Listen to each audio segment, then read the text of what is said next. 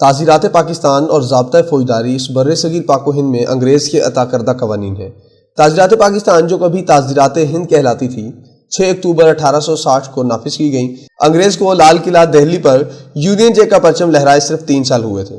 اس 3 سال کے عرصہ میں انگریز نے ہر اس شخص کو عبرتناک موت کی سزا دی جس نے اس کے خلاف صرف ہتھیار ہی نہیں اٹھائے تھے بلکہ جس نے کبھی اپنی تقریر، تحریر یا گفتگو سے بھی تاج برطانیہ کے لیے نفرت کا اظہار کیا تھا۔ لکھنے، تقریر کرنے، گفتگو کرنے اور ہتھیار اٹھانے والے سب کے سب انگریز کی نظر میں برابر کے غدار تھے۔ دلی شہر کے چوکوں اور چوراہوں پر مسلمان علماء کی لاشیں کئی دنوں تک لٹکائی گئی تھیں تاکہ عام لوگ عبرت حاصل کریں۔ غالب اپنے خط میں تحریر کرتا ہے کہ درختوں پر مسلمانوں کی لاشیں بیاہ کے گھونسلوں کی طرح لٹکی ہوئی نظر آتی ہیں۔ انگریز پورے ہندوستان کو بزور شمشیر فتح کر چکا تھا۔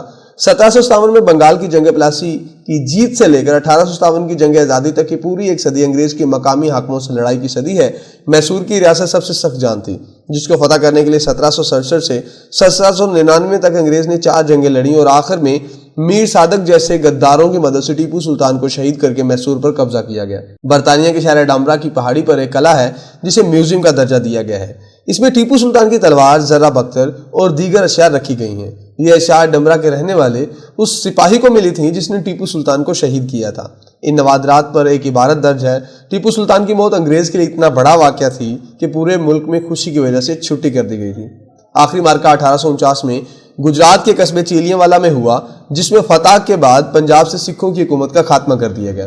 اس فتح کے بعد دہلی میں بیٹھا بہادر شاہ ظفر اب ایک محصور شخص تھا جو برائے نام فرما روائے ہندوستان تھا۔ دہلی کے شہر میں جب منادی کرنے والا کوئی سرکاری اعلان سناتا تو کہتا ملک اللہ کا، حکومت بادشاہ کی اور حکم کمپنی بہادر کا۔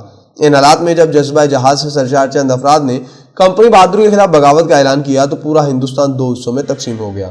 دہلی کی جامع مسجد سے جہاد کا فتویٰ جاری ہوا اور لوگ جنرل بخت خان اور دیگر مجاہدین آزادی کے ساتھ مل کر انگریز سے لڑنے لگے، جبکہ دوسری جانب عوام کی خاموشی اکثریت تھی۔ لیکن عام آدمیوں میں بھی کچھ غداران وطن شخصیات ایسی تھیں جنہوں نے انگریزوں کا ساتھ دینے کے لیے اپنے اپنے علاقے سے جنگجوؤں کے قافلے روانہ کیے۔ دہلی کے سب سے قریبی خطے پنجاب کے ذمہ دار چودھری مشائخ اعظام و گدی نشین پیراس کار خیر میں شامل تھے۔